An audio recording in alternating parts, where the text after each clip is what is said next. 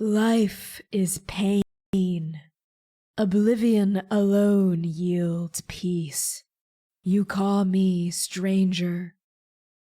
I call myself salvation. The love of a god is not a blessing, it's a scar. If destiny herself beckons me, then I shall greet her like an old lover. There's gotta be more to life than making mistakes and making up for your mistakes. I'm the paragon of risk and reward, behaving as more of a suggestion. Fate is an offer I intend to reject.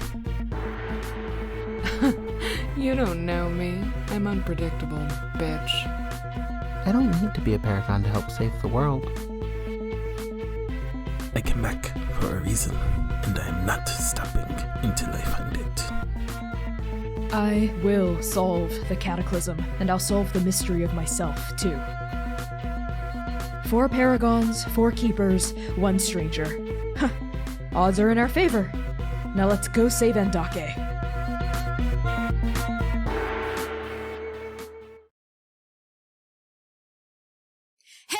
Hello, everybody, and welcome to Arc 7, Episode 5 of The Second Stranger. My name is Connie. My pronouns are they, he, and she. You can find me all across the internet at by Connie Chong. I am your game master and creative producer for this series, and I'm so excited for the penultimate episode with this particular party of Arc 7.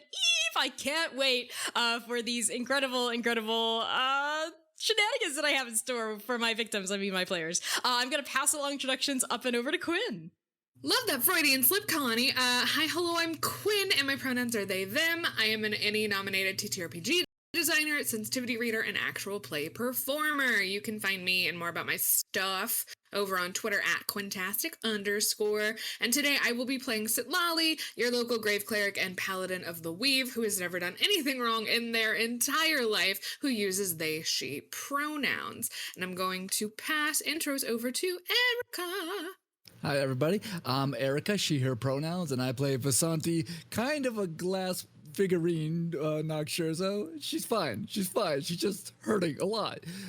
You can find me on Twitch as a streamer at Erica Please, that's Erica PLZ, and you can also find me on Twitter at Erica New Girl, where I do a lot of Red Dead Redemption RP online, so if you want to see gay cowboy trying to make something of herself, come check me out. I'll pass it on to Max. Hey y'all, I'm Max. My pronouns are they, them. You can find me on Instagram, Twitter, TikTok at Starchmonger, where I do my silly little dances in my silly little outfits.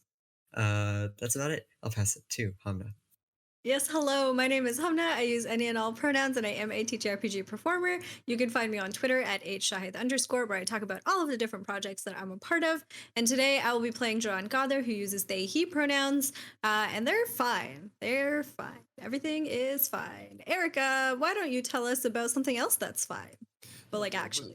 Something that's really fine is that we are proud to announce that this episode of The Second Stranger is sponsored by Dimitri Opines and Explain Trade, a negotiation skills training consultancy believing in the power of D&D and Transplanar's potential to grow, tell stories that are awesome, and lift our community up. Explain Trade trains negotiators for governments, big companies, NGOs, and offers e-learning courses for individuals looking to get a better deal from their boss. Check them out at explaintrade.com. And now, Max, we have some more thank yous to give. I have so many thank yous to give. My thanks are for our Patreon Paragons. Those are folks pledged to our highest tier on Patreon. And those people are Alex, Azra, Bradley, Brookbright, Charles, Chiacres, Cora Eckert, Emma, Hat, Kunding, Lex Slater, Marvelous, Purple Mouse, Scruffus, and Targot. Thank you so much. We appreciate your supports greatly. And I will pass it to Quinn for what the heck happened last time. So glad you asked, Max. Last time on The Second Stranger, Jiran, Sitlali, Vasanti, Dewey, and Rev take on Adam and corrupted Myriad. Vasanti tries to stop Rev from enacting vengeance while Dewey tries to reason with the dog-headed demon. Sitlali and Jiran chase after Adam and corner him. Jiran sees a black mass of corruption where Adam's heart should be and rips it out of his chest. Adam begs for mercy, sharing details of his meager life in Ohio. Meanwhile, the Myriad bites Dewey, sending him into a memory. Dewey appeals to the myriad and, weakened by Vasanti's continuing arcane blows, he pulls away as the corruption drains out of him. Sitlali has a moment of humanity with Adam, knowing they have to kill him to keep him from bringing the corruption to his timeline. Meanwhile, Duran places Mother's blessing into their own soul. And that's what you missed last time. Use !recap in chat to reach our written recap document. And Hamna, can you please tell us about today's wonderful title? Yes, as always, the titles of our episodes come from lines of poetry written by marginalized creators of all stripes. And today's title is A Shapeless Entity in Your Veins from Sunset City by Mateo Lara. I'm sure that's not referring to anyone in particular. The full verse reads as follows. As a shapeless entity in your veins, what was gay but happiness in bloody veins and charred hands, tracing, perforating fragile edges of hold me and take me with you wherever you go. It's not for the faint of heart. Thank you for that, Humna. Now moving on to content warnings for this episode and our campaign in general. They may include fantasy violence, body horror, gore, blood and bloodletting, apocalypse, trauma and grief, death of loved ones, familial struggles, complex and complicated relationships, romance and references to sexual entanglements, medical experimentation, monsters and monstrosity, Igor, and a teenager in danger. Our cast lines include harm to children, and while this arc does feature a youth in a dangerous situation, please be assured above the table that she will never be in any danger or come to any harm at all in any way. She is not being manipulated or mentally controlled, and she is in full agency and capacity of herself. So use !CW to get a look at our content warnings at any time, and !safety to learn the cast's lines and veils to know what territory we'll never get into no matter how dark things get, and !Hana, Hana, for a reminder of that particular content warning about teenagers. And with that out of the way, let's begin. On the nature and elevation of souls, personal log, Dragon 7, 382 AT.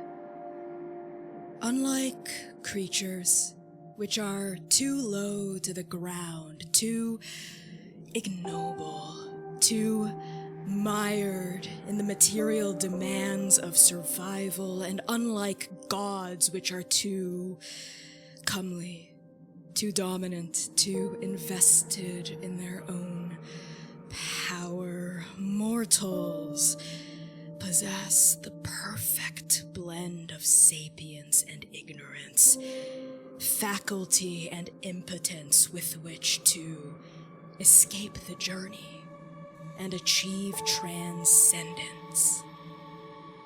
Suffering is a necessary byproduct of living, that is, of having a soul. Tripticians across Andake have long since theorized that soul precedes mind, precedes body, an arrangement that the scholar Huin of the Locust Dynasty of Chulong wrote in 729 BT belies not importance, an inherently subjective mode of classification, but rather causality. Soul creates mind, creates body, as air creates breath and movement creates friction. So too does living create desire, a desire for the pursuit of pleasure, food, joy, wisdom, power, truth, love. But the soul's appetite can never be filled. When one desire is attained, another arises or is lost, which creates suffering, which is inescapable. You live, you suffer, you die. The only escape, or so we think, is death.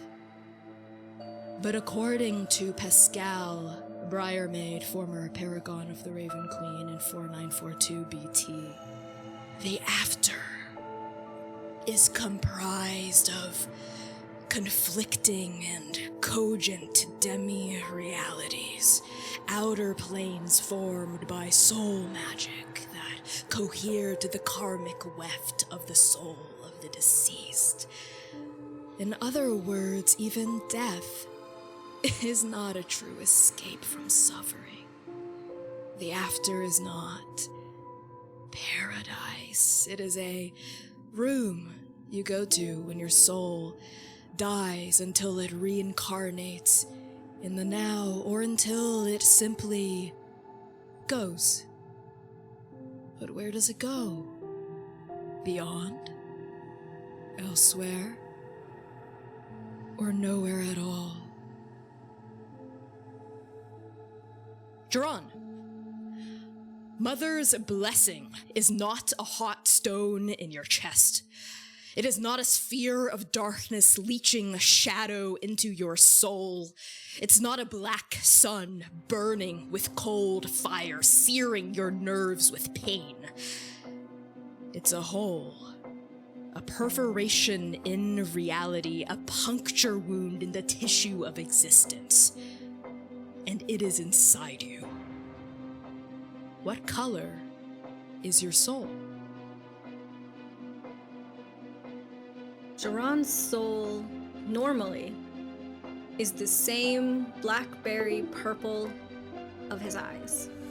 But I think as the Mother's blessing was placed into his soul, created this hole, created this rift, and starts to spread, starts to corrupt, that color starts to fade a little bit, darken, and shift into something else entirely.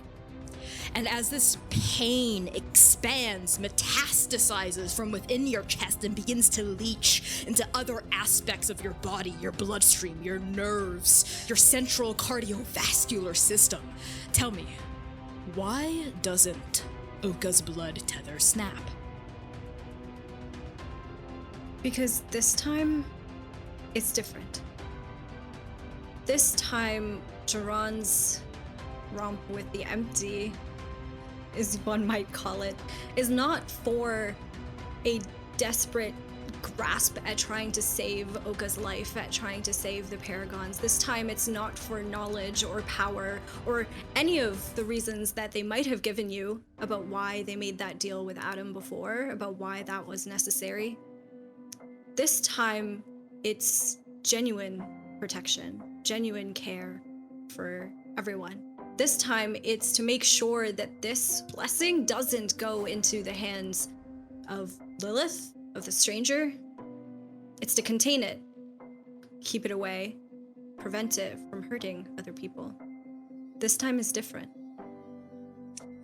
Duran, the distance between yourself and the empty is a kiss's width. And we pan over now to Sitlali. What are you doing?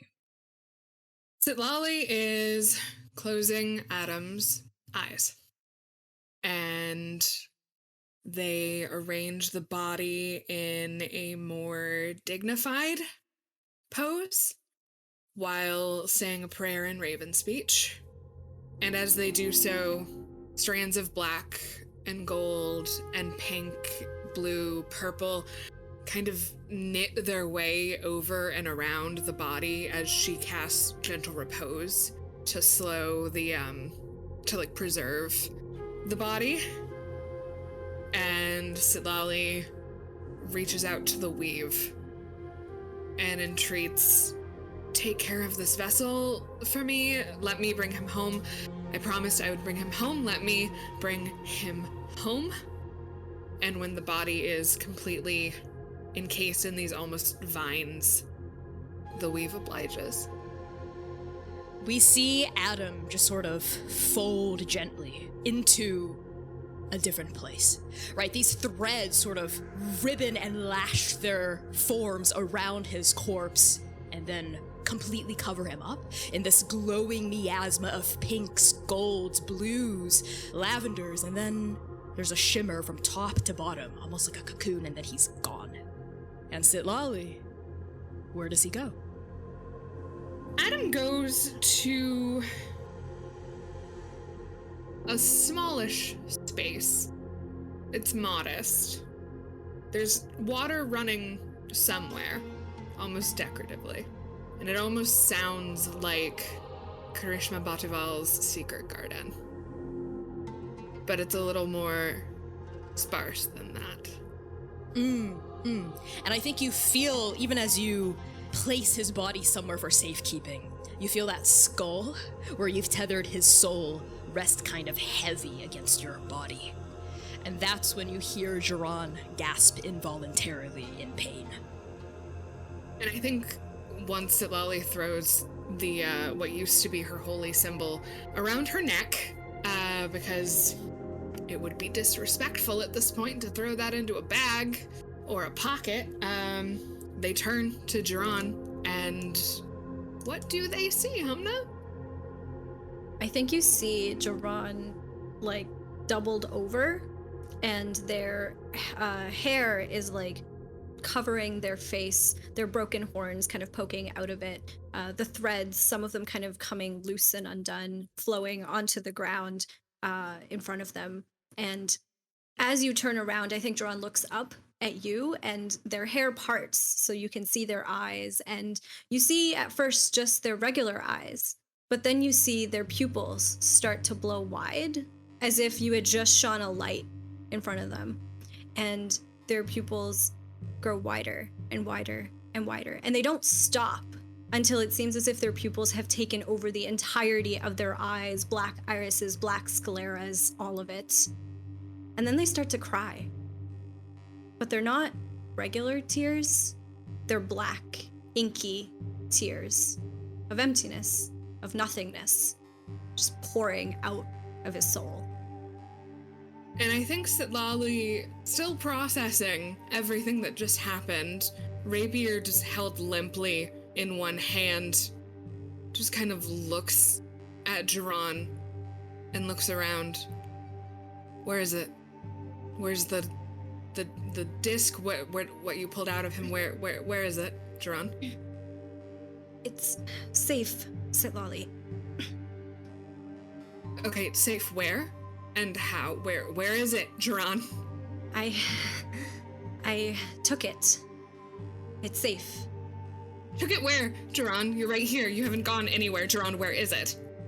And I think Jiran tries to stand up, but probably like falters a little bit, stumbling, and goes down back onto his knees and looks up at Sitlali. I have it. It's inside of me. It's safe. No, you didn't. You didn't do that. Why would you do that? You've grown from the last time that we met, Adam. You saw what it did to this poor, sad fucking man. Why would you do that? You wouldn't do that. Where is it? Tell me where it actually is. Stop fucking around, Tron. I couldn't let her have it. I couldn't let her have it. I can't let anyone hurt you with it. Not again. I saw what Adam did to you, and it wouldn't have just gone away when he died. You saw what he did to me? Jiran, you barely fucking saw what he did to me. What I saw was enough to know. You know if you die with that in you, you can't go into your own after, right? I don't plan on doing that, Sitlali. Yeah, well, I didn't, and they kind of pull aside the shirt to show the 3 marigolds that have bloomed on her chest. It came in handy in my case, but in this case, I don't really think it's serving any benefit. I'm sure Dewey can whip something up to contain it that's more sustainable than a person, because that is going to eat you alive. That might take some time, Sitlali, and we don't have time. Sitlali, do you trust me? Right now? No. I don't think I do. Sitlali, it's not like that. Not like Dabathati. How? How is it not? And I think Sitlali is advancing at this point, and their grip on their rapier has gotten a little more correct. A little more, there's more tension in that hand. Just like Oka taught them. And I think Jiran almost like crawls a little bit closer to Sitlali as well, unable to stand, unable to walk towards her. Because this time, none of you are going to be in danger. You're going to be safe. I'll make sure of it. Why is it your job, Jiran? Do you think I can't take care of myself? Do you think with Mercy here I can't? Do you think with Oka here I can't handle myself? God, Sitlali, you can. I know you can. You've always been capable, but someone has to look out for you. Someone has to make sure. And I mean, look what just happened. Are you okay? I'm fine. Are you okay? I did what had to be done, Jiran. Wish it didn't have to be you. I'm sorry that it had to be you. Don't fucking apologize that you couldn't do it yourself. It's fine. I had to do it. I knew that I had to do it. I can't let you leave with that, Jiran. You have to. Don't tell me what I do and don't have Where to else do. will it go? Sitlali. In you, I don't think that makes sense. You have a god shard to worry about. A connection to Sen that we can't open to the empty. Yes, well, Oka's not around, and I don't know, the last time you and the empty had anything to do with each other didn't exactly go well, did it? And I think they've circled around Jiran and are pacing, and as she does, that inky star map of Endake swirls and I think extends into these almost bat-like looking wings behind them, and the sky is red. And I think as this happens, the shards of glass from the window pane start to slowly put themselves back together as if the window had never been broken. Jiran, you're smart. Sometimes, allegedly, or at least I thought that at one point. Surely we can build something, put it in something that isn't you. Surely we can just contain it somewhere else. Surely we can tuck it away somewhere. That will take time, Sitlali. Do you think Lilith can't control you like this? It's a two-way connection, isn't it? Based on what we just saw, no, I don't think so. I think Lilith will eat you the fuck alive if this doesn't first. No, Adam, I saw him in the empty. If they're all connected, it's a two-way connection. She won't get the better of me.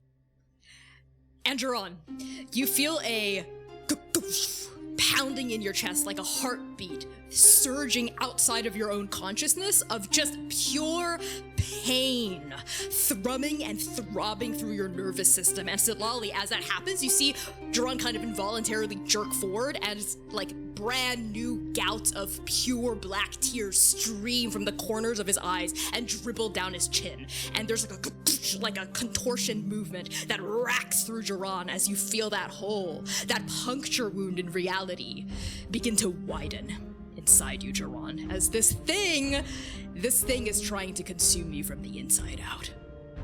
And that is when, back in the chamber by the Myriad, Dewey, Vasanti, and Rev. Vasanti, at this point, you see that Dewey and the Myriad have like calmed down. They're face to face. They're talking to each other now. But before you can really like gather your bearings or even like address Dewey, talk to Rev, or even look at the Myriad, you feel Scott and Nectis roiling inside the pit of your chest, tugging you like a magnet trying to get to its other half. toward that glass window that had just reversed time and resealed itself.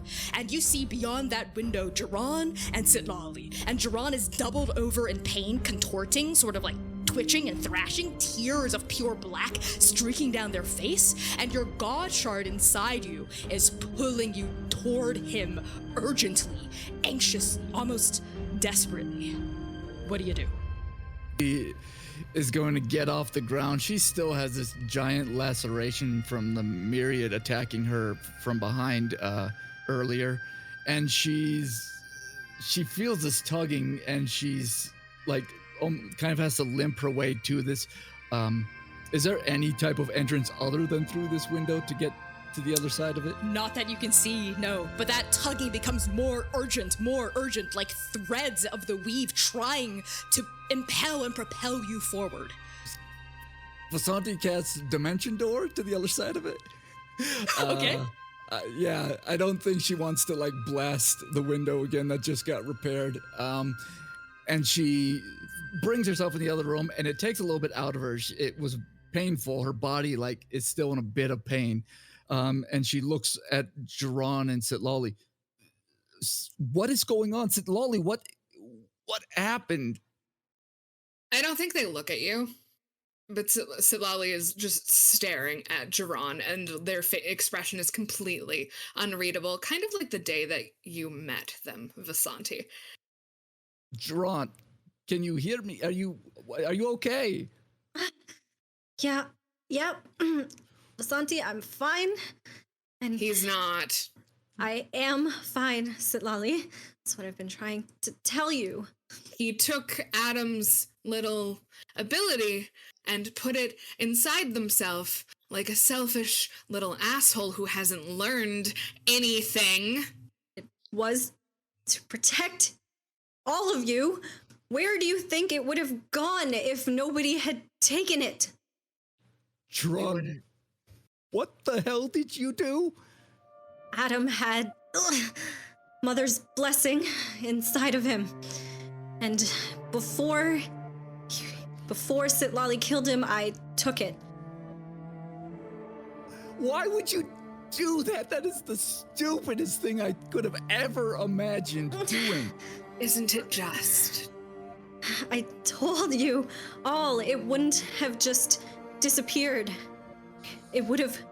Is it better with Lilith? With the stranger? Tell me something, Jiran. Why do you always have to be the one who's right?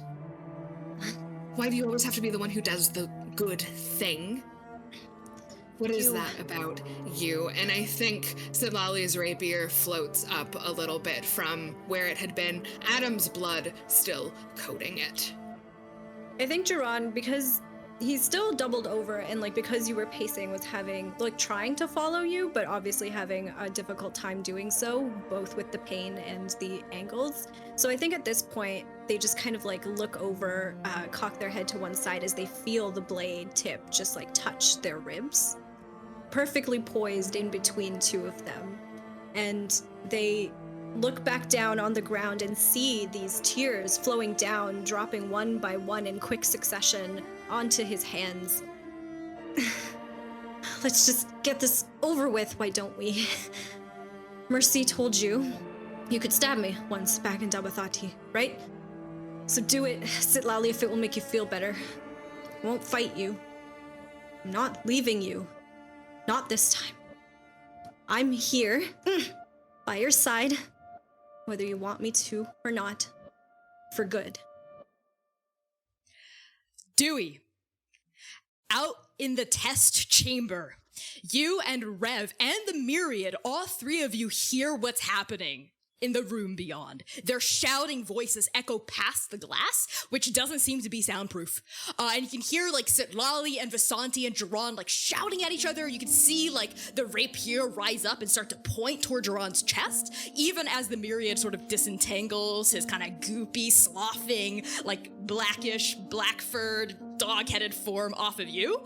And he sort of turns and cocks like his head, like one ear sort of flopping off to the side as he looks. My. Some classic infighting over there, And Rev turns to you, Dewey, and says, We don't have time for this. The more time we waste, the more souls she desecrates to the empty. Cardu. And she throws out a hand for you to grab onto. Dewey grabs it hesitantly because he doesn't know where they stand right now. But yeah, I agree. Like, God, we don't have time for all this bickering again. Let's just go get them.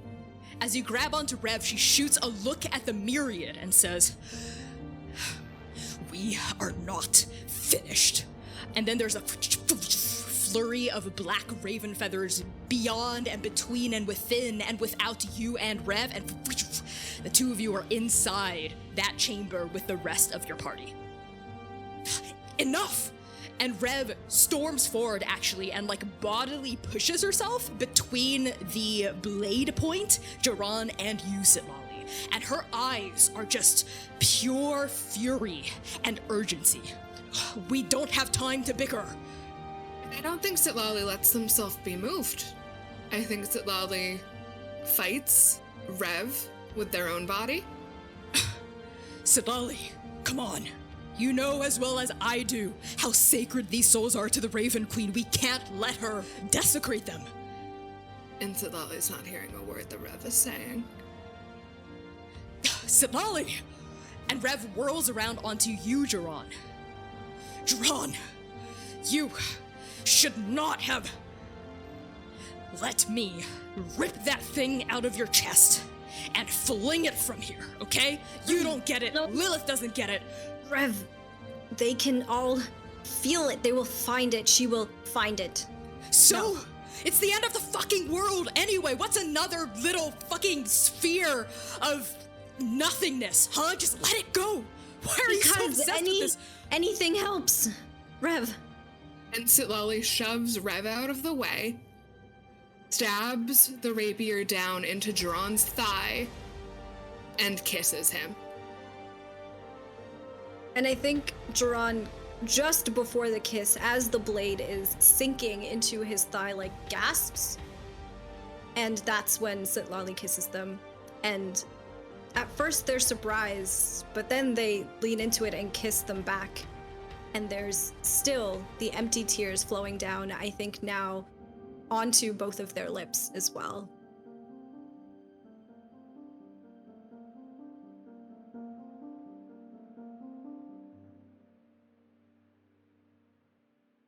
I think during all of this, Vasanti is trying to listen more to Scott and Nectis clearly pulling at her and trying to understand what is their deal. Why are they being so unbelievably pushy about bringing her to this spot right now?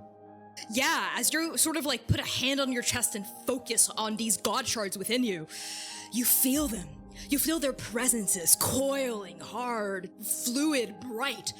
Like thunder and lightning and love and the edge of a blade and sweet, beautiful, fragrant perfume all at once, and you hear one voice, low and rolling and powerful, go, "If they keep going in this direction, they're going to be too far gone." And then cutting in like a beam of starlight, like silver gilded against pure gold. "Darling, we still have to try. We have to reach out to them. They're not too far gone yet. They need us. We need them. Vasanti, we need their help. They need our help. They can be our keeper. They can be our keeper." Vasanti hears all this and just mutters, "Jiran? Keeper? Fuck." And Vasanti, as this kiss sort of ends between the two of them, Vasanti moves her way closer. "Jiran, there's one way that you can make this all okay and keep it. Scott and Nectis need you and you need them. Let yourself be the keeper for Scott and Nectis. That can help you." Santi, what are you talking about? The gods are the reason that we're in this mess in the first place. The The gods have put us in a really terrible position, and yet the gods have saved my life more than once. I know it's really a complicated relationship, but they're here to help you. They're here to help all of us as the best they can. I don't think that's what's going on. What was it that Adam said, Sitlali, about the Paragon's souls? The prophecy's a fucking lie. What? Lilith needed 8 realized Paragon souls to feed to some seed of annihilation that she's planning. The prophecy's a fucking lie. You die in your food for that, and it is reality ending. And Dake will die. If you die, actually. You have to live. That's what I've been saying all along. Yes, we know you love to be right, and she pulls the rapier out of your thigh. And I think in a column of black liquid, the myriad crawls out of the floor and like sort of forms from this like pillar of just pure black miasma, dog head suit, and he's sort of like bloodied looking, like beat up. He's like still kind of like sweating and hunched over, but he's got this like canine grin on his face, all gleaming white teeth, as he leans against a pillar and says, "As much as I enjoy all of this delicious infighting," and he sort of like licks his tongue like across his lips, "there is a timer counting down. But please, let's circle back to that kiss no one's talking about, I think with footwork that Oka would be proud of, Sitlali kind of pivots to the myriad with blades still up. And like, there's kind of a wild look in their eye. Otherwise, like I think their face is otherwise unreadable, but their eyes are kind of, there's something going on as they look at the myriad who killed Leaf. Emissary of Sin killed Leaf. Emissary of Sin killed Leaf. Emissary of Sin killed Leaf. Emissary of Sin killed Leaf. And like their hand with the blade, the outstretched blade, shakes a little. And I don't think she can say anything as she just fucking looks at him and like refuses to put like these two extremely disparate points of contention just refuse to resolve themselves within her. Oh, fascinatingly delicious. And the myriad turns his gaze onto you, Sitlali. I knew it. Sen's touch. I can smell it lingering on you. What are you, Keeper of Sen? What a cute little title. You smell like her, too. That's right. The woman I killed. The prophet. Her screams were delicious. And Rev whirls on the myriad and immediately has like his lapels in her fists and has slammed him up against a wall, like cratering it behind her. Shut your fucking mouth before I shut it for you, demon. Ooh, I'm so scared. Fucking, and there's just like pure aggression and hatred rolling off of Rev again, but she's like holding herself from killing him because she knows there's something greater at play, and she punches her fist into the wall beside his head and like drops him, right, like really hard, kind of throws him onto the ground with a thud, and she whirls back onto the party. Whether or not the prophecy is true or false, we still have to get to Lilith. Are we done lollygagging, or do we want to air out our entire family histories too, while souls are dying? I think Duran manages to finally get himself up, like with the help of the wall, limping on one side given that there is a stab wound in one of his thighs, and they turn and look at Dewey, who I assume came with the myriad while they were here. Dewey, you agree, right? the prophecy is a lie, then paragons can't die, right?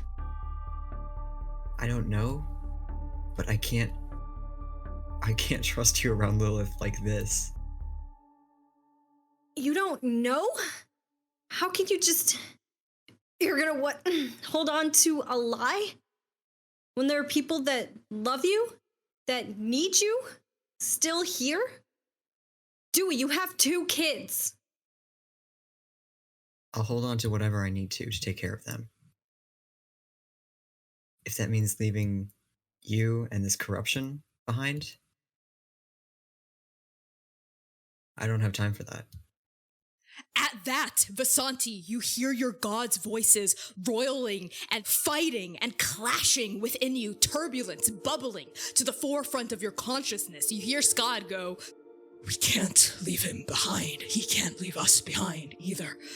Vasanti, their heart has to be open to us. You have to get him to open his heart to us, please. Let him see what we can do for him, what he can do for us, by force or by reason. Vasanti, please." I think all of that is churning into Vasanti's heart, and I think Vasanti looks at Jiran and says, if you want to make things better with Oka, you need to take Scott and Nectus into you right fucking now. I don't understand how the 2 are connected, Vasanti. Because if Oka finds out what you just did and that you refuse to offer help, you 2 are done. And I think Jiran raises a hand, the left hand, where Oka and Jiran had made their blood promise to each other. And I think in that moment, it's the blood tether materializes around his fingers, snaking across his arm. I'm fine, Vasanti. We're fine. Just because you didn't break that oath doesn't mean Oka will like what you've done when they find out. You are going to disappoint them so hard, and any chance you ever had of them loving you back will be shattered. This tether is all the evidence I need of Oka's love. It's a fucking blood oath. It's not love. It's a difference. You told me back at the Iron Citadel that you were trying to do different, and look at you. You're just being the same selfish, manipulative, doing terrible things, thinking they're doing the right thing type person, and you are just putting us all in danger with this. There's one way right now that you can make things better for yourself, and that's to take Scott and Nectus as their keeper and let them try to fight this corruption that is now firmly implanted inside of you. The prophecy is a lie. We don't need to sacrifice ourselves to the gods to make anything right. You're just as bad as Tyrion, thinking you're more than gods. And the ground and the air and everything shakes as a massive tremor rocks through this chamber. I think we see cracks, spiderweb up across the domed walls and the ceilings, causing slices to come across the painted eyes all over every surface in this area. We also hear like a deep and simultaneously high-pitched kind of like snapping and vacuuming noise as Rev actually staggers forward and gasps from the force of this like magical sensation, as all of you see for a brief second flittering into visibility around you souls. They're like flying down and across and up and all around toward a single terminal destination away from this place, souls. And you feel them like leaving the now, going elsewhere, down an intractable journey. And Rev like steadies herself, she finds her footing, looks up, and the urgency is in like full force. It is high octane desperation. 43. We just lost 43 more fucking souls because the 4 of you won't stop bickering. I've had enough.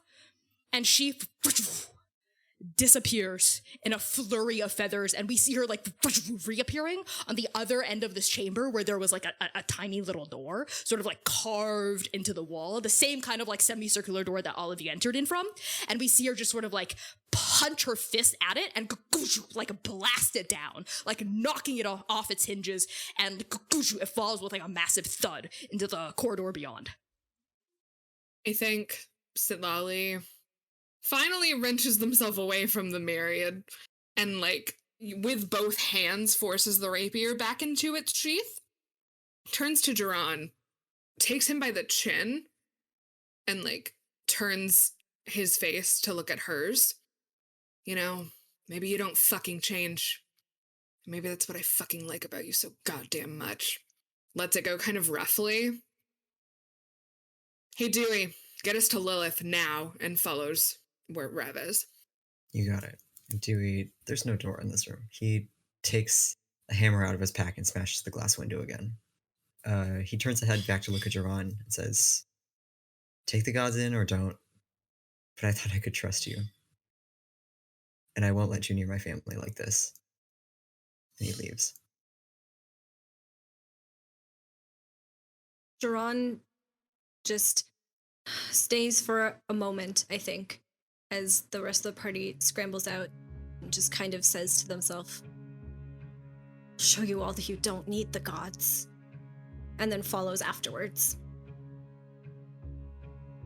Duran, Sitlali, Dewey, Vasanti, and Rev, the 5 of you plus the myriad, peel down hallway after hallway. You make sharp corners around corridors. You, like, get through shortcuts, and Dewey points you through, like, these little chambers strewn with glass and blood and bodies and corpses and vile chemicals smoldering and eating into the tile and the plastic and the stainless steel. You run, and you run, and you run through Sector 9-2, your feet pumping against the floor underneath you, your blood coursing through your veins, Duran, your chest tight from this hole of nothingness punched through your soul. As the 5 of you cascade through these corridors, Sitlali, Rev, while sprinting, I think is kind of looking sideways and down at you. Specifically, her gaze is drawn toward that raven skull, melded with silver bumping against your sternum. Sitlali, that better not be what I think it is. He's not a Vendake, Rev. There is no after for him, is there not? Let me take him. All right, let me put him in Grim, give him a proper place to the after. He doesn't belong in that skull. He wanted to go home, and I promised I'd get him there. You promised, huh? Yeah, I did. So you can take it off my corpse if you'd like.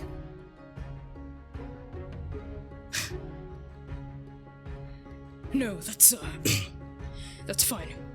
As long as you keep your promise. We've both sworn sacred oaths to the Raven Queen in one way or another, and we can't break them. You don't need to remind me of that. Sometimes I feel like I do, Sitlali. And I think Sitlali is thrown back to the moment that they met Rev in the court for a moment. Let's save it for after we fuck up Lilith, yeah? Yeah. Can't let any more souls go to the empty. Not on my fucking watch. We know. And I think at this, all of you sort of like draw to a kind of dead stop in front of the final door. Dewey, you recognize this door. I don't think you've ever been past it. You have personally never been inside Lilith's private workshop, but you walked past it. It is a vast door. Interestingly enough, it is made of stainless steel, like the rest of the doors, kind of like a half dome carved from like the floor up to the ceiling and back into the floor. But there's something interesting about the handle, the wheel, almost like on the door of a vault, that helps unlock it. Its spokes are made of wood. This kind of deep, burnished oak. And the keypad that requires the password before you can go in is also made of this kind of like wood inlay. I haven't seen anything like wood in this. Wood is porous. It has no place in like a lab like this, right? Yeah, super weird. It's definitely, Okay. like, the handles were definitely not like this the last time you were here, but then again, that was a couple years ago. Is there any way for me to, can I tell which of the buttons on the keypad are most used? Yeah, why not? As you glance at the keypad, you sort of see the specific keys that have been scrubbed away at the most are the ones over E, D, and N. Okay. So I input Eden again. There is a hissing of steam pistons and a whirring noise as the doors open horizontally, splitting straight down the middle, and you all enter into a vast laboratory. Shelves, books, cabinets, staircases spiraling up, up, up toward balcony landings that fan outward from the walls and overlook a central area. You think they're staircases at first, but then you realize they're tree trunks with steps carved into out of bark. Over there you see wires, hanging tubes. Wait, no, those are vines. And are those scrolls open out on desks, or are they leaves, broad and ponderous, left open on many-fold surfaces? This chamber, this private workshop, looks like it was once a sterile lab, all white tile and stainless steel fixture. You see it underneath. The nature that seems to be reclaiming it? Roots erupt from the floor, interwoven intricately with translucent tubing filled with this pulsing black liquid. Wires hang in thick clumps from banisters, no, branches, like thick bundles of stringed fruit. And the air here teems with the acrid smell of chemicals, yes, but also pollen, flowers. And at the very back of this lab, several dozen feet away, all of you see Lilith. She is a pale, gaunt drow woman, threadbare and angular, and she's got this like long, thin, golden hair spooling past her face, her shoulders in these limpid pools, and her eyes are a washed out shade of blue, like they were left in the sun to bleach. Her clothing is surprisingly informal, especially for such an occasion. She's wearing a woven tunic, these almost like practical workman's trousers, and boots. And she's sitting in a chair, no, a throne of black bone, obsidian, femurs, midnight knuckles. And this throne is elevated atop, of course, a raised dais that towers over the lab. And all of these wires, all of this tubing, these roots, these vines, these leaves, this machinery, they all coalesce upon and connect at the throne, humming with empty magic. And every now and then a pulse seems to emanate from the dais as another cluster of souls, you can feel them whooshing past the tubing here, is consecrated to the empty. And standing at the base of this dais, clipboard aloft, pink hair tied into a ponytail, is Hana. 14 years old, black eyes, wearing a lab coat with the logo of the URL stitched onto her chest. What do you all do? Dewey stops dead in his tracks at the entrance of this garden and just sort of stares at the back of this girl that he doesn't know anymore, in awe, in stunned silence. Like, he only sees her back. He doesn't know who she is anymore, how she feels about him. All he can do is stand there with his friends at his back. Almost as though on a whim, Hana is like on the other side of this chamber, like several dozen feet away, right? But she's like consulting the clipboard, right? Like looking, she's like writing on it with some sort of pen. She's like looking up at Lilith, and then she just sort of casually glances over her shoulder, and she sees you. Across the foliage, across the whirring machinery, across the pulsing liquid, she sees you.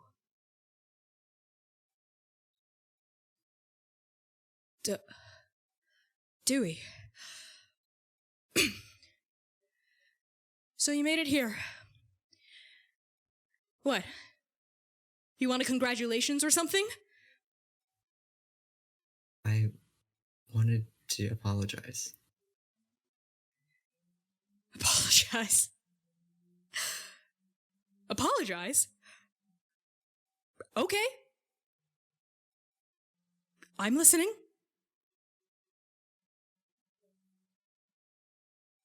And Dewey opens his mouth to apologize, to tell her what she needs to hear. And nothing comes out. He doesn't know where to start. And he just stands there, like, open-jawed for an uncomfortable span of time. Yeah. That's what I thought. And Lilith, one elbow propped on like an armrest of the throne with her knuckles, right, resting against her jaw, a smile that doesn't reach her eyes carves along the side of her mouth. Would I tell you, Hannah? He wouldn't have anything to say to you now, would he? You're right, Lilith. You're right about everything. And Hannah sort of like turns stiffly and violently off to the side, not her back to you, Dewey, but like off so you can only see her profile. If you know what's good for you and your friends, you should just leave. Get out of here. I can't do that. I can't let you become what I was. What? A monster? Yeah? I'm sure you've got more names for you, more names for me. You want to call? So, the first thing you're going to call your daughter, without even asking her what she's doing here, without even asking her why she's working with Lilith, without even asking her, hey, Hannah, what's on that clipboard is monster? I was the monster. But the URL turns people into monsters, and I can't let that happen to you. I'm not turning into a monster, Dewey. I'm turning into what you never could have been. The greatest inventor ever. Dewey chuckles at that. You're so much like me. So long ago. Not that long ago. That's all I ever wanted to do. And it made me abandon you. It made me choose my work over... I'm sorry, Dewey. Am I hearing you right? Are you saying that your ambition, your genius made you abandon me? That's what made you abandon me? Because I'm pretty sure it was you who abandoned me, who abandoned Mom when we needed you, who never wrote, who never... Did you even try to get back to us? Or did you just give up? Tried, Hannah. I couldn't tell you that they sent an assassin after me. I couldn't... What, that assassin? And she indicates the myriad standing next to you, and he sort of like raises his fingers and wobbles them at her. So you know? Yeah, because Lilith doesn't lie to me, Dewey. Lilith doesn't hide anything from me. She's honest. She knows what I'm capable of. She knows what I want and how to help me get it. That's what's so dangerous about her. She saw me for who I was and what I wanted. I turned against the only people in the world that really mattered to me. It's because of her and this damn place. Oh, so it's Lilith's fault. It's the URL's fault that you were such a bad dad, huh? They made you this way. She made you this way. Well, Lilith, are you going to apologize to me on Dewey's behalf? And Lilith just, like, that smile stays and she chuckles, but doesn't say anything. She keeps just watching. One cock of the head to the side, just observing Dewey and the rest of you. She hasn't interjected, hasn't, like, commanded monsters to attack, nothing. She's just sitting on her throne, observing. While this interaction is happening, and the mother's blessing is coursing through Duran's soul, can he feel any sort of connection, I assume to Lilith, but also to Hana? You do feel a connection, first of all, through, like, the various pulsing liquids coursing through various tubes. You get the sense it's mother's blood, and you do feel a lot of the source of the power pulsing and emanating from Lilith, but not from Hana. Duran takes in this information, recognizing that Hana isn't mired in all of this, and stumbles over to Dewey. He knows Dewey does not want their help right now, but they stubbornly are going to whisper to Dewey, Hana, I can't feel her in the empty. But her, I can feel her. I know. She's not consumed yet. She's not corrupted yet. I just don't know how to keep it that way. Consumed. Corrupted, Cardew. How hurtful. I don't corrupt Hana. I simply saw that she had a gift, and I was there to mentor her, help her where you failed. Your daughter is a genius, Cardew. I thought you were talented. Well, 14 years old, and she's already making breakthroughs that people 9 times her age could have never done in a lifetime of research. She's very talented, very astute, a brilliant young woman. You said those same things about me when I started here. You built me up, and then you used my talents against me. Against you? Against you? For your own good. For your own benefit. Oh, Cardew. You and everyone else, your perspectives are so microbial. Little skittering bacterium across the surface of the world. Is it the fault of someone with more vision to use the talents of the people around her to their fullest potential when they could not on their own? You didn't see us as people, Lilith. Who are you kidding? I don't. I cannot help but see all of you as people. And Hana cuts in and just sort of says, like, looking at you, Dewey, and cocking her head to the side, "What's that?" And her eyes are glued on the god jar. It's something I made after I left the URL in order to come back and fix things. No, not the jar of holding. What's inside it?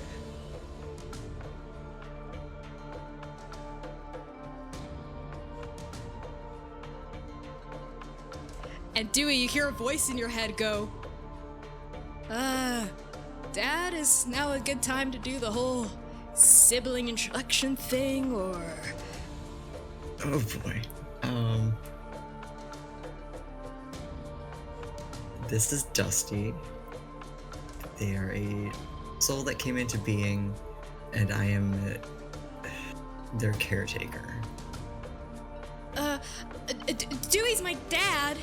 And Dusty's voice rings out in everyone's minds, like they're sort of like projecting it so everyone in the room can hear.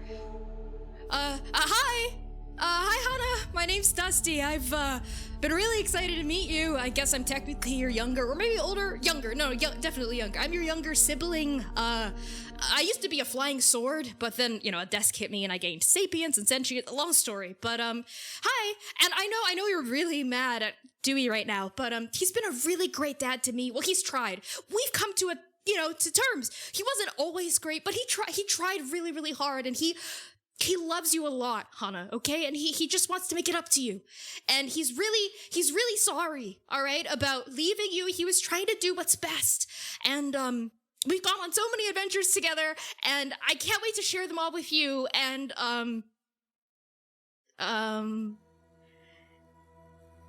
and Dusty kind of like trails off as there's just like absolute silence from Hannah. Oh.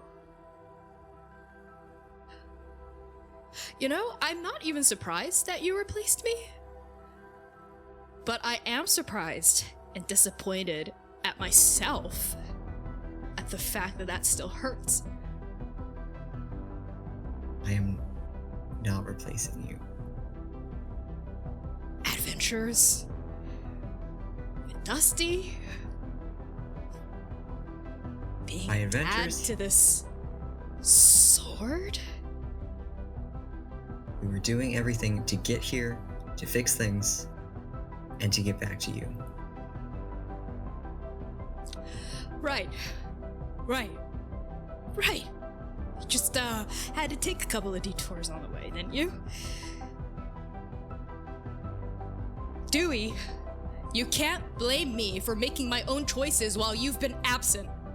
Okay? I am choosing to help Lilith because I believe in her vision. Because I think she's right.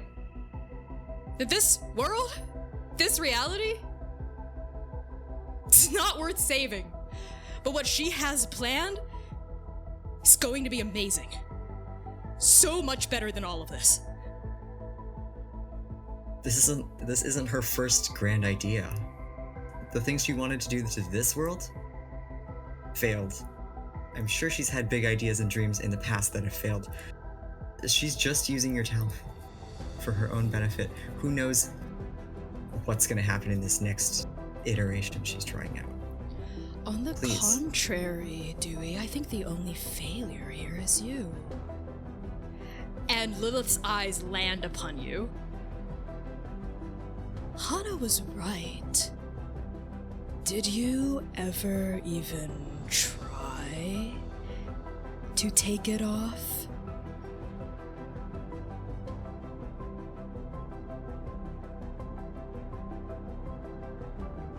I was waiting for this moment. For you.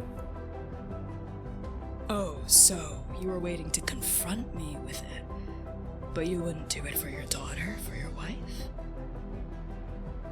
Don't talk to me like that. You are the one who put this on my wrist. You, by your design. By my design. So I'm right.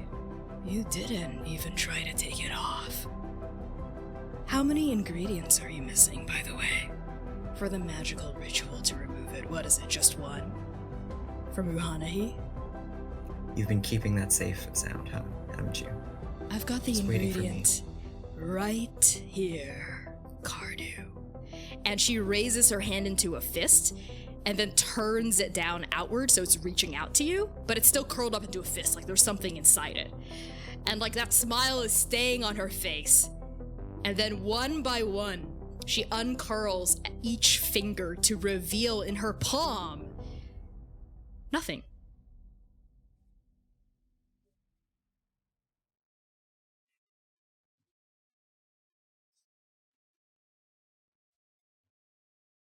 Go on. Take it off.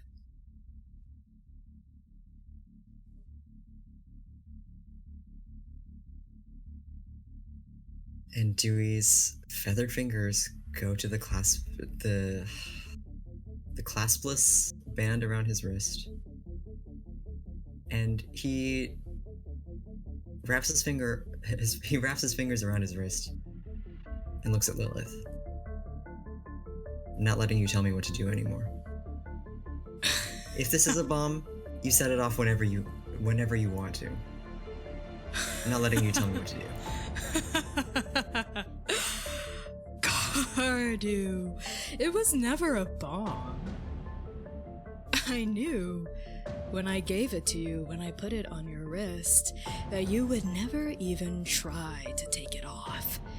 So, it was the perfect device to torment you a little.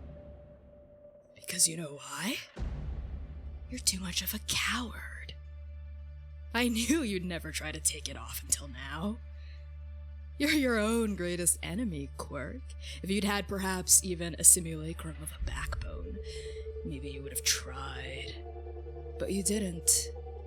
And nothing could have convinced you to. Not your, dedication to Endake, not your duty as Paragon, certainly not your love for Uilani and Hana. None of those things were strong enough, were they? I didn't try to take it off because I needed to come back for Hana. That was me trying. Really? Yeah, okay. Well, that is definitely one of the more roundabout and weirder apologies I've accepted and heard in my life. Is that all you want to say, Dewey? I have more. I have so many more apologies for you. I have so many more things to tell you. And so many things I'm sorry for. But please, I need you to choose us over destroying the world. I really looked up to you, Dewey. I really did. When I was a kid, you were my hero. You weren't just my dad. You were what I wanted to be when I grew up. A genius, an amazing inventor, a lead researcher at the URL. That was awesome. I boasted to all my friends about you. I even told Mom, I want to be like Dad when I grow up. Even after you left. You know, I never stopped hoping that you'd come back. That I'd one day walk out and there'd be a courier with a letter written from you for us. There'd be something, anything about what you were up to, anything at all. And then the news of the Paragons broke. Paragons were back. Heroes of Dabathati. There you were. With everyone else. You're so smart, Dad. You're so smart. Why didn't you try to send a coded letter in a newspaper?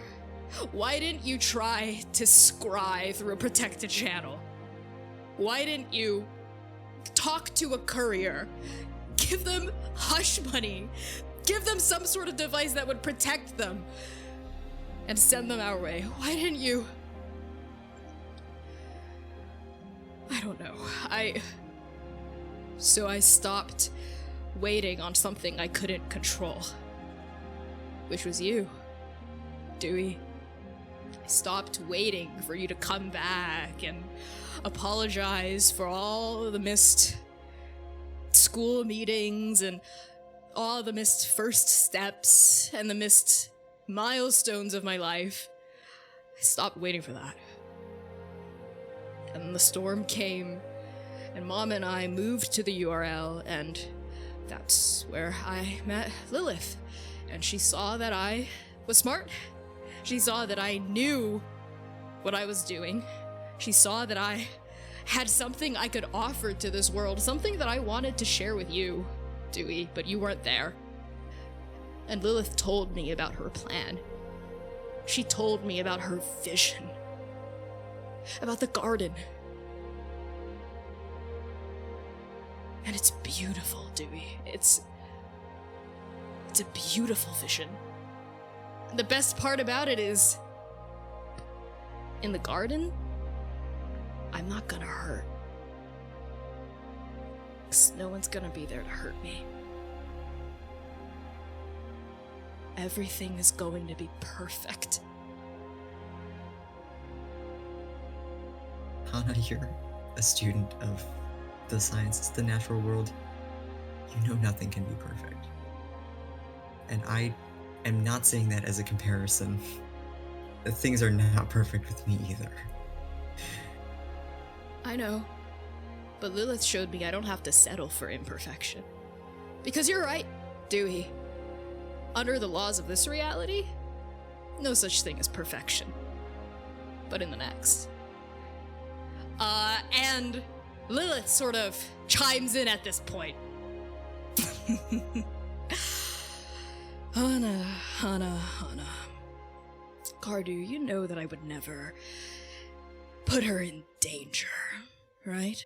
She saw what I was doing with the empty, the beasts, the monsters, the bodiless, the mindless. Oh, you call them chrysalis. Of course. But they have truer names than that, even though truth doesn't exactly exist. She's not interested in the nothing plane. She's interested in what comes after, and I've been respectful of that. You'll see that there is no trace of empty magic on her, but her brilliant mind is something I can use after the seed blooms. And what exactly do you have planned for after the after? That smile widens and sort of shows off like sharp predatory teeth as she's sort of just like enjoying stringing you along on the end of that question and not offering you an immediate answer. And I want to know at this point, Jiran, Sitlali, and Vasanti, what do the three of you do? I think Vasanti starts doing like a slow clap. And she's gonna approach a little bit closer to Hana and Lilith and be like, I must say, Lilith, what you've managed to do here is quite impressive. I admire what you're doing here. I'm sure you know me. I'm Vasanti Nuxurzo, Paragon, Scott, Nectis, blah, blah, blah. And I'm sitting here thinking about the fact that we've learned that the prophecy that we were told is false. And I'm thinking about the people who, told us about said prophecy and all the rumors around it. And I'm looking at my associates here, and everything I've done in my life has been to survive. And what Hana is saying here sounds pretty nice. A garden, perfection, escape. So I'm curious, do you need me to die, or do you just need Scott and Nectis to do your little plans? Because if so, I'm willing to just offer them up to you for a ticket for maybe a couple people to come away with you. Oh, Vasanti, I thought you swore to leave V behind back in the Citadel, but here I see her before me. Well, you could say that life happens in the last little while here, and quite honestly, everyone says it, right? We don't stand a chance, and the Paragons are gonna die, and it's gonna be terrible, so, why should I have to die if I can just give you what you want? Oh, Vasanti, you know what I see when I look at you. And Lilith's washed-out gaze falls upon you, Vasanti. Those blue eyes are piercing you. That smile stays on her face, and she says, I see trust issues. I see an identity wrapped up in so many lies. You don't even know who you are without them. And I see selfishness cloaked as survival. You don't trust anyone, do you? A better question, who trusts you, Vasanti? who are you beyond your lies, your manipulation, the people you've used and left?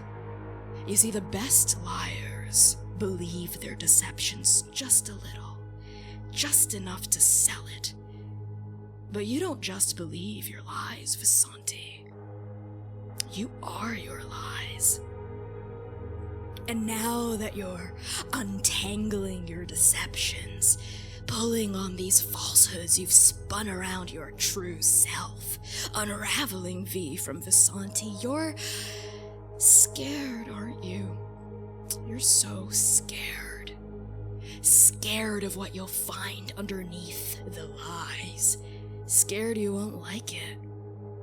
Scared that maybe at the end of your journey, you'll pull away that final layer of deception to find nothing. Because you are your lies. Because all you know how to do is lie. Lie, manipulate, deceive, cheat, betray. What are you without it? Nothing. I think Vasanti closes her eyes and there is like a couple of tears just slowly going down her cheeks. I think she's just left speechless. I don't think she has any fun retort. She just is left shell-shocked. It's Rev who steps forward, defensively, as she holds out an arm and Grim ribbons into existence in her palm. You don't know anything about Vasanti. You don't know anything about any of the people here, the Paragons, Sitlali, Jiran, even that fucking demon. You don't know me. All right, who are you to sit on your throne and desecrate souls to the empty while... Mist Stiltwalker. Brought back, animated by the shame, the humiliation of your failure. Right, of course. You, paladin of righteousness, bound to duty, justice, nobility. You're so clouded by it that it prevents you from empathizing, doesn't it? You think your way is the right way, that as long as you're fighting for a righteous cause, you can justify any manner of violence and cruelty to the people you love, to the people you think are wrong. You say love brought you back, but you and I both know the truth. It was hatred. I don't blame you. Hatred is a lot stronger than love.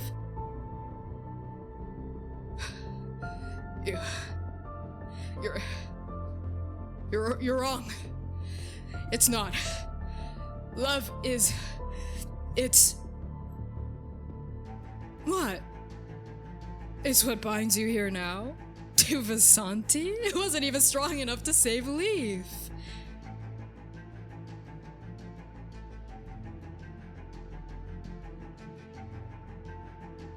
I feel like Sitlali this entire time has not been able to stand still and has been looking around at everything without approaching, but taking everything in and inspecting it, because they can't sit still. Their brain doesn't stop working. They don't quit. So they haven't really been paying attention to the whole Hana Dewey stuff because they're cool, fascinating, interesting. Anyway, what's this? What are these? What are those? How did she do this? What's going on? So did I figure anything out? Did I figure out shit? I'll just tell you. Because of your connection to the weave, these flowers, these plants, these roots, they are not of natural origin. They're of a magical origin. And they don't even really belong to any school of magic you can classify. Kind of similar to Dr. Luso's just innate primal magic, that seems to be what these vines and roots have spawned from. Almost like they were willed into existence. And I think Sitlali finds that very exciting. And I think Sitlali kind of forgets where they are and what they're doing and why they're supposed to be there. And by the time they wander their way up to the dais where Lilith is, she can't take her eyes off of all of the fucking fascinating things. And they just say, how? And what garden do you have planned? Oh, Sitlali Thornheart. This is ontological magic. Darling, it's preceptual. Preceptual, which would mean in this case, what exactly? Oh, Sitlali, I'm glad we're finally meeting face to face, because it is true what I've been told now that I look at you. And Lilith turns her gaze, like tears it off of Rev and Vasanti, who are reeling, to you. And just like Vasanti, you get the sense that you are being like analyzed. She's like looking you up and down, left to right, and then she sort of smiles and cocks her head to the side, and it is an uncomfortable feeling because it's almost like someone looking at you and being like, I know your vibe. I know what you're all about. And Lilith says, I heard about what you did in the court. Oh, which time? You'll have to be more specific. Oh, the time you tried to play God. Of course. I don't even necessarily think that's a bad thing. It's only a bad thing when dull people try to do it, but you're not dull, are you? No, you are. You're always thinking, looking, thinking, devising, paranoid, hypervigilant, and yet you are so guarded. There's such a wall around your heart. Sitlali, you don't just let anyone in, do you? Your mind is always turning, it never rests. You're like a shark. If you stop moving, you die. You can never just let a good thing be, can you? You think you've come so far, and perhaps you have, but growth is a never-ending struggle against your worst self, Sitlali. One mistake, one regression. That's all it takes. So I don't blame you for being scared of trusting, of showing weakness, of letting people in not because of what they might do to you, Sitlali, but what you might do to them. Joy, was it?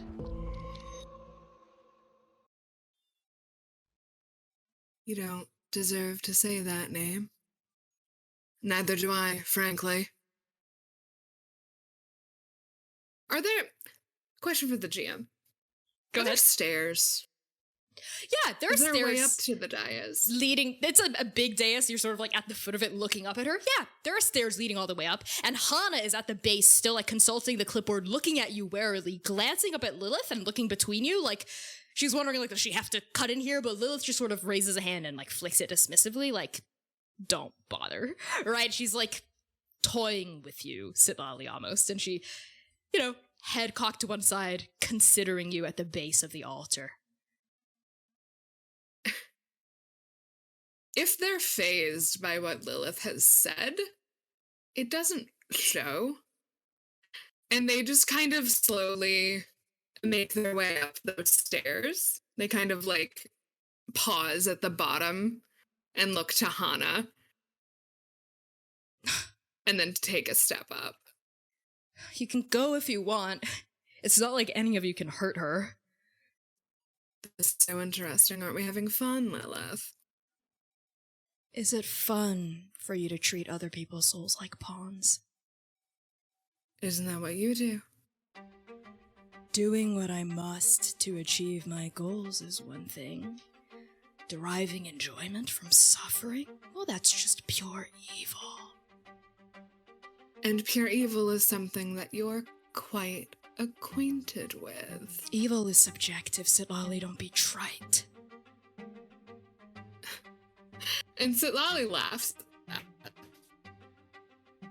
when they come to stand in front of Lilith. She leans down and rests one elbow on the side that Lilith isn't leaning on, so that their faces are quite close together. And that inky star map kind of pulls out into wings again. Raven wings this time. Ghostly, inky, some feathers black, others in the pastels that make up Sitlali's hair. And they look Lilith dead in the eye and cock their head to one side. And her pupils split so that there are two of them. And Sitlali leans in and says, "What brought you here to this moment, Lilith?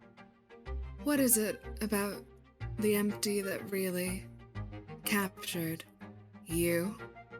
And I'd like to use the eyes of change." Okay. What does that look like? Sitlali's wings expand to envelop both Lilith and themselves.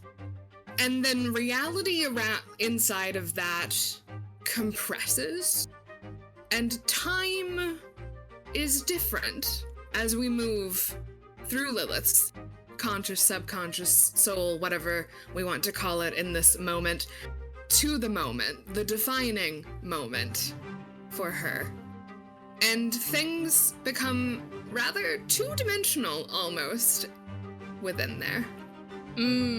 I like it. It's like cutting to a completely different animation style. As soon as you use this power, when it emanates outward from you. So Sitlali, you know innately that with this keeper power, it's usually something only you have access to. Only you get to see this. But even as your wings unfurl and your pupils split, right, form a kind of spiritual mitosis, and you lean into Lilith and you lock eyes with her, she cocks that head to the side, that maddening, infuriating smile still plastered on her face, and she lifts her hand to your cheek.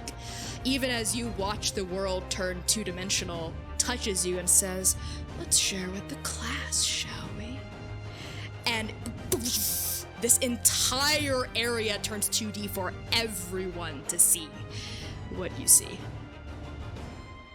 And we're going to cut to break on that. So thank you everyone so much for tuning in to Arc 7 Episode 5 of The Second Stranger. We will be back in 10 minutes with the continuation of this. Enjoy the fan art reel if we have one up. Enjoy the break music. We love you. Pisho. See you in 10.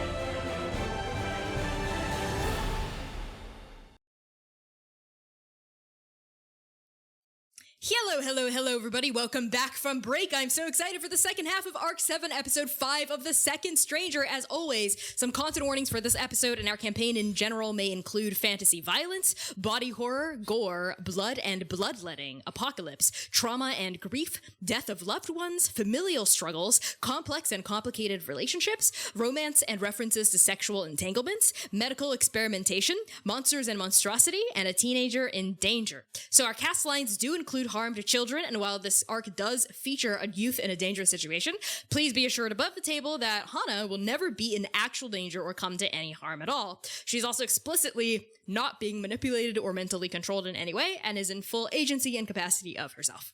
So use !CW for a full list of our content warnings, !safety for a look at our cast's lines and veils, and !Hana, Hana, for a reminder of our particular content warning around child in danger. So with that out of the way, let's hop right back into it.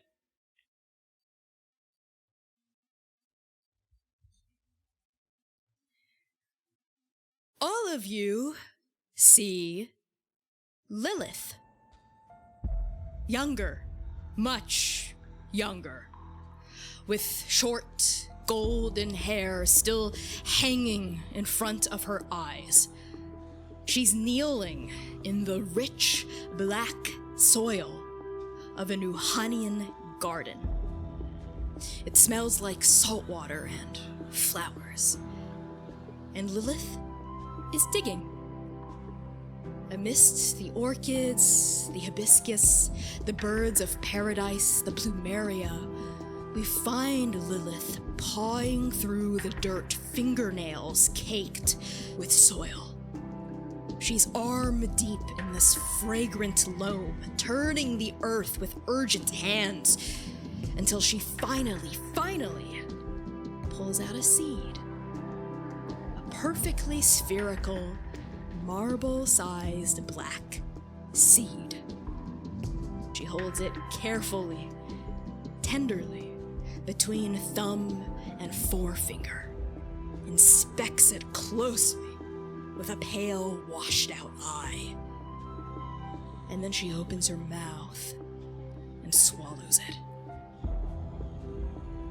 Her pupils widen, blacks surge outward until they consume everything, until her eyes are pure void. And we push in on that void until everything around us is swallowed by nothingness, and we see Lilith again, standing in a black room. No, it's not a room, and the color isn't black, it's nothing at all. Lilith is standing in nothing. Hello? Are you there? Is it, oblivion? And a voice coils out of the never. A person's voice. A vessel's.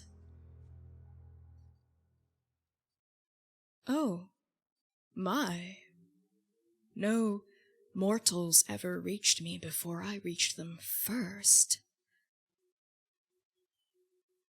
You're real. I knew it. I knew it.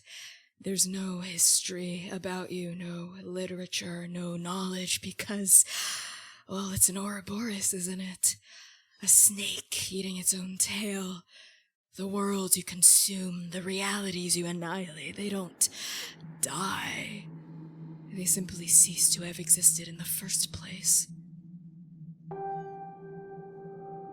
Clever girl. What do you want? The same thing as you. I am sick of this journey? Is that how you conceptualized it? Is that the framework that structures existence? Not me. The other precepts. I've been chasing them a long time. Precepts. The innate laws of the universe. The architects of reality. this reality. Is that a meaningful distinction for you? I was born with a gift and a curse. I know everything about the other people around me all the time. Their loves, their hates, their fears, their dreams. I am a raw nerve. It's not overwhelming necessarily. That's not what bothers me. It's revealing. I know all the good that courses through everyone. I know all the bad, too. I've lived like this for 190 years, and you know what I've found? That at the end of the day, people are selfish. They are arrogant. They are cowardly. They are foolish. They are grief-struck things living for those few snatches of peace when something makes sense. But that beautiful, dark peace isn't worth the loud, angry, noiseless chaos.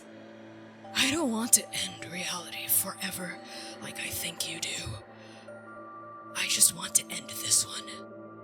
Replace it with a better world, a more suitable set of rules, an existence of my own design. And you can help me, can't you? Fascinating. Well, it is true, I have been searching for a suitable host reality for some time now. Time being relative, being subjective, being non-truth. But there are laws to the journey, you see. Laws even I must obey. For every reality I devour, Lilith, an infinity more emerge. After all, the journey never ends. Well, until now. You see, there is an object weapon creature with me. A necessary byproduct of my manifestation in existence. You swallowed a version of it when you opened this line to me. What was it that you sacrificed to get my attention? It tasted quite bitter. The dreams I used to have. But they don't matter anymore. All that matters is this. And Dake can be your host, Oblivion. You can come here, plant your seed. That's what it is. It's a seed. Well, if you insist, sure, we can call it a seed. Time and space are, I suppose, in our favor. When I reach your world, you wouldn't have been born yet. Not for upwards of 5,000 years. Perfect. Then I can prepare the world now for when the seed blooms. I can weaken it for you. Hide your influence. Need your help. And then, appearing in front of Lilith, Oblivion. And Lilith is breathless. And Oblivion takes an eye from their face and a wing from their back and gives them to her. And the two-dimensionality expands, becomes four-dimensional again, and Sitlali, you are gasping, air flooding back into your lungs. You are at the very pinnacle, the zenith of this dais, staring into Lilith's eyes, even as she cups your cheeks, even as this 2D reality bleeds away from the rest of your party, and you see Lilith smile and say, the bodiless. And the chrysalis unfurls behind her, a tessellation of alabaster white wings dwarfing your own. The mindless. And exploding into existence above her head. A halo? No, it's much too big to be a halo. It is a massive eye, reminding you of the aspect of the stranger that appeared above the pagoda back in Jukai. A huge, unblinking red eye with black scleras, a constantly shifting pupil, left, right, scanning everything. Gifts from the empty, from the stranger, from oblivion, necessary for the task of preparing Endake for annihilation. I incubated the bodiless, which you call the chrysalis, so it would be the perfect soul-harvesting machine on Adolin. I infused it with mother's blood that the mindless provides. And you see a massive teardrop of pure black liquid well up and ooze on the bottom periphery of the mindless, above and behind Lilith's head. Of course, my plans were thrown for a little bit of a loop when Adam arrived, spoke to the bodiless, but we struck up a deal after that. He proved himself useful until he wasn't. Does that satisfy your desire for knowledge? I think we both know the answer to that question. I want to know what Jiran and Dewey are doing. During this whole time, I think before the vision, before the 2D animation, Jiran had been only about half here, like only half present, because mostly they were trying to sink into that feeling of the empty, into that mother's blessing inside of him, and trying to find that connection to Lilith, trying to figure out and in a slip in her armor, something, a weak point, something to pull at, a thread to unravel her with. And I think that's what they were looking for when the vision happened. Do I find anything? Do I learn any information? Jiran, how are you trying to pull on this empty thread that you can feel brimming out of the hole inside your soul?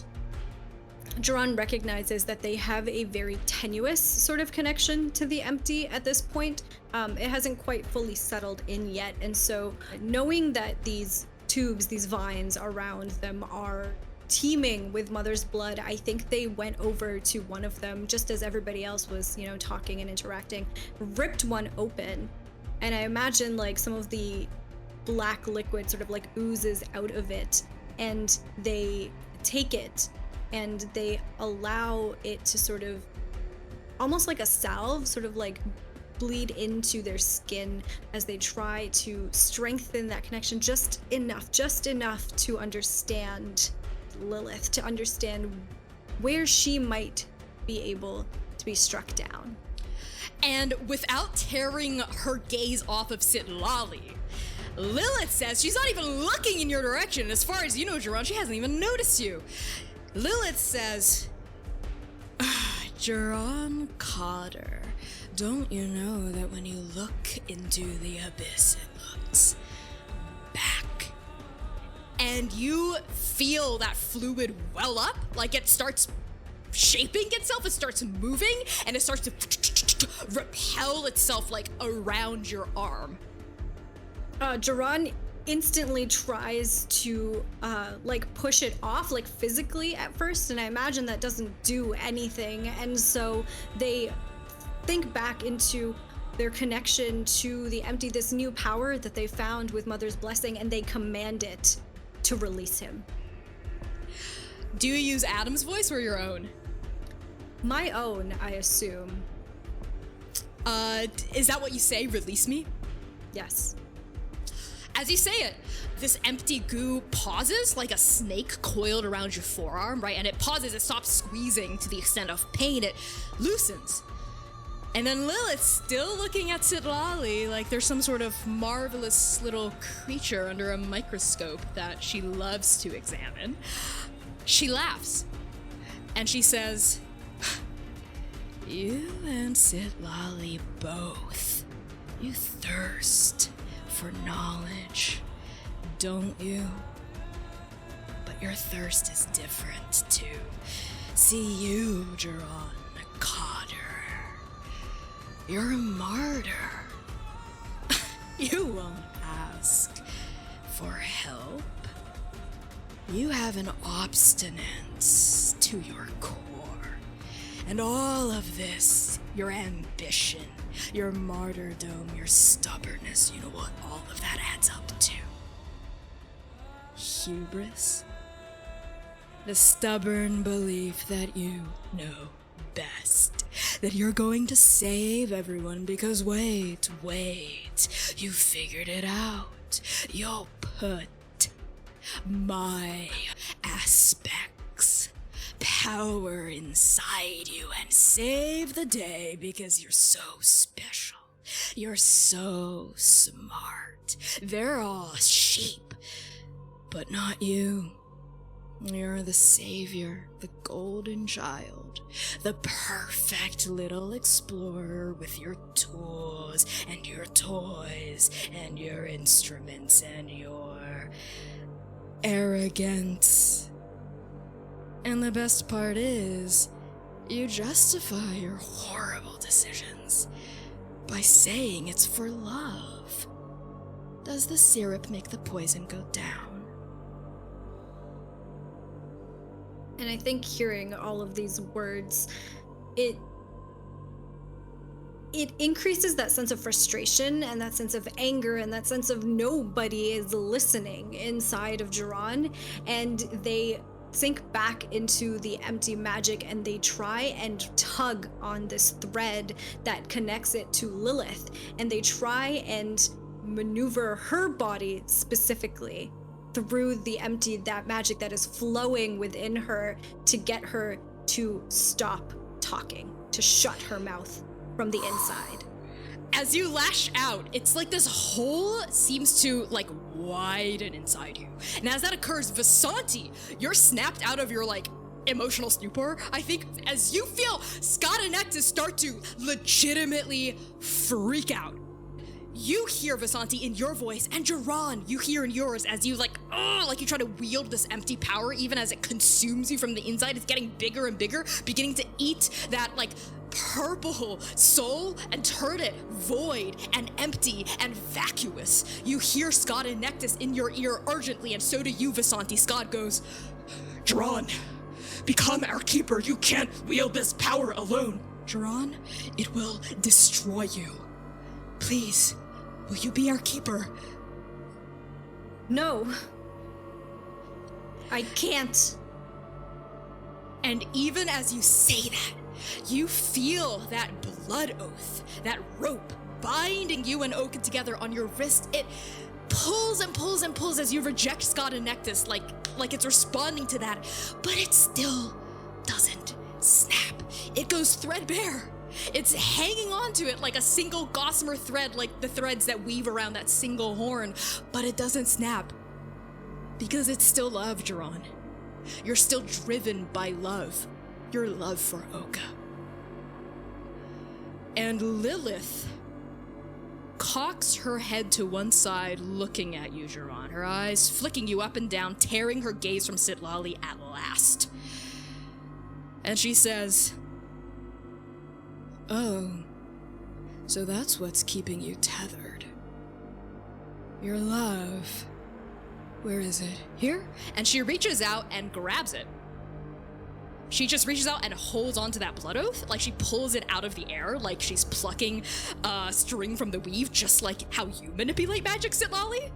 and we see it glowing like a blood red thread, like a rope in the air, and you feel it tug on your wrist, even as you're trying to control her from the inside, right?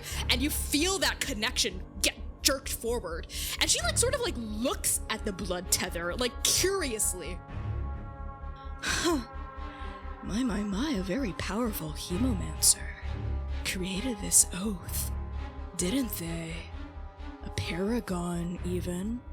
One might call this oath unbreakable, but let me show you just how weak your love is in the face of me. And I don't even need these to do this. She raises a hand and lowers it, and the chrysalis and the mindless, the eye, poof, they vanish, like she dismisses them. And then she forms the hand that's holding onto your blood oath into like almost like a scissor shape, right? She like holds out an index finger and a middle finger and she cuts. Duran barrels forward at that immediately, like running across the room towards her.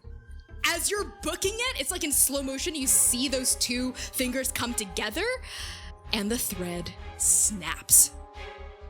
Poof.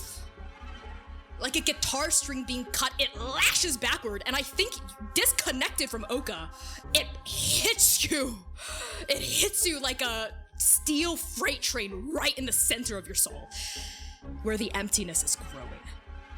Duran, as soon as the cord is cut, I think physically cannot move any further. And they stop in their tracks, and I think that freight train, as you described it, hits him straight square in the chest and he falls to his knees. Maybe like right at the foot of the dais, looking up at Lilith, looking up at Sitlali, who is still up there. And the void in their eyes, I think, starts to almost seep out beyond their eyes, and you can see little black veins start to form on their skin, covering their scales, and those tears run faster than they have before. What have you done? What have I done? This was all you. And Duran, roll me a D100. Okay, I got a 26. Roll a second one. Okay, I'm scared. 36? You lose 62 hit points. As you stumble forward and that string snaps, the emptiness enlarges inside you, and those 62 hit points, you also lose off your max HP. Reduced. Straight off the top. And I want to, for a crystal fragment of a moment, pan to Dewey, as all this shit is popping off. Dewey has been seeing this massive eye and wings, everything popping up around Lilith. He's begun surreptitiously creeping over the grass between him and his daughter. Her back is turned to him. His only instinct is to protect her from whatever's about to happen. But as I think the eyes and the wings retract, he is trying to get close enough to see what is on that clipboard that Hana's holding. Okay, yeah. Dewey, as you inch closer to Hana, she turns and looks at you. She notices you. She turns and looks at you. I think this is happening while people have been talking to Lilith, even before Duran gets their shit wrecked. And she looks at you and she says, Dewey, I don't want to talk to you. You're clearly not even going to try to understand my perspective, and what are you trying to look at my clipboard? What are you looking at? What are you studying that you would sacrifice everything for?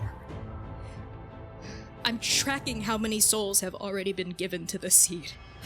So I know how many flowers I should plant in the garden to honor them after all of this is done.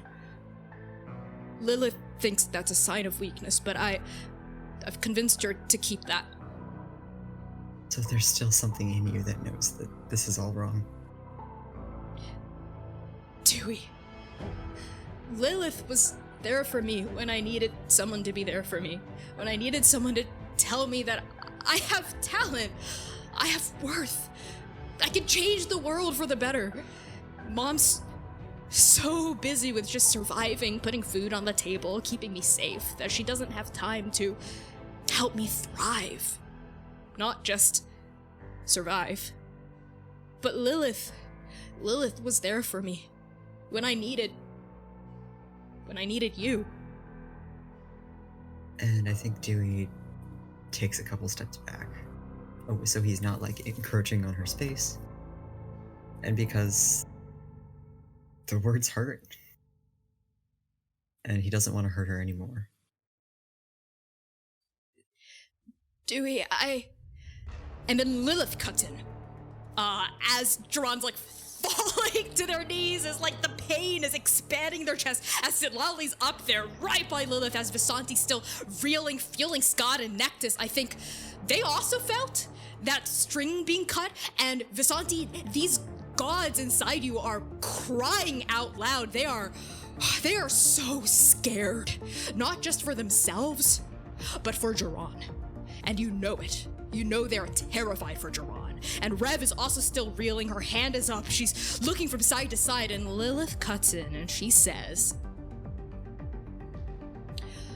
"See, that's why I'm not too worried about my chances here. You're up here, Sitlali, Duran's down there, Dewey's all the way over there with Hana, Vasanti's in the back, the Myriads skulking in a corner. All of you versus Oblivion? Tungal's Paragons put up more of a united front than this. Look at you all. Look at you all." And we do look at you all. We pan from Sitlali up on the throne, like wings out, looking like a motherfucking demigod, right? Facing off against Lilith. We pan down to Duran, that blood rope severed, like eyes completely black, tears of pure, empty liquid sloughing off his face. We pan to Dewey, backing away from Hana, looking at her, trying to connect with her, but unable. We pan to Vasanti and Rev, caught off guard, off balance, unsure how to proceed. Back to Lilith. You're all so willing to sacrifice and hurt and die for each other, but you can't even do the bare minimum of asking each other for help. Not in a real way. Because guess what? That would mean letting people in, admitting weakness, showing your soft and pitiful hearts. And now you stand against me, that is true. But you're not united. You're scattered. Weak. Fighting not just me, but yourselves. Each other. How can you possibly win? You see, that is the difference between you and me. When I am weak, I admit it. When I need help, I asked for it. And the eye opens back up behind her. The chrysalis wings unfurl once more. And she, raises her hand once more and says, "Enough of this. I've toyed with my food long enough. Let me show each of you exactly how fucked you are." And she throws her arm down. And on her throwing it down, we all hear Hana actually shout out, "Wait, Lilith, not my dad!" And it's the first time she ever refers to Dewey as her dad since you met her. But it's too late. Reality around all of you, this laboratory, it bleeds away like water off canvas, and leaching in to take its place, well, my darlings, is a garden. And we are gonna end the session there.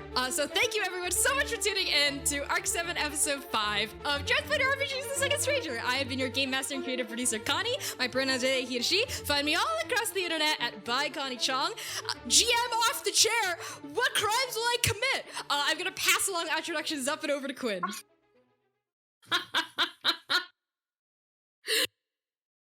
Hi, hello, I'm Quinn. I've been your feral cleric paladin Sitlali for the time of that day that it is. I have words. I know how to words good. Me pronouns they them. Their pronouns they she. Me Twitter at Quintastic_. Do follow by games. Higher sensitivity work good. Also do other things and stuff. Internet. Erica? That was poetic. My name's Erica, she, her pronouns, and I played V, Vasanti, Who Am I Anymore, Noxurzo, and you can find me at Erica Newgirl on Twitter. You can also watch me on Twitch at Erica Please. Come hang out with me, it'll be fun. I'm going to pass it on to Max. Hey, I've been Max. My pronouns are they, them. I play confirmed bad dad Dewey. You heard it straight from the source. You can find me on Instagram, Twitter, TikTok at Starchmonger, or come look at my my Etsy shop at Stitchmonger, where I do follow buy pillow. And I'll pass it to Helma. These are all wonderful outros. I'm really living for it. Hello, everyone. My name is Humna. I use any and all pronouns, and I am a TTRPG performer. You can find me on Twitter at @shahid_, where I talk about all of the different projects that I'm a part of. And yeah, today I have been John Gother, who uses they, he pronouns, who definitely has everything under control. Everything's fine. We're good. Connie, go. Sure. Liars Club. Lilith caught all of you out. Said you all ain't shit. So tune in next week for the next installment of the Chasm Group. They are getting deep down there into some real deep shit, and they are not having a good time, just like this group. So tune in Saturdays at 8 p.m. U.S. Eastern Time. That's 5 p.m. Pacific, 7 p.m. Central. We love you all so much. See you Saturdays at 8. We're going to rate someone awesome. Toss them a follow if you like their stuff. Use the raid message in chat. I love it when you use the raid message in chat. Please use it. Translators, plane shifting into your stream. Goodbye. See you next week. Bijo.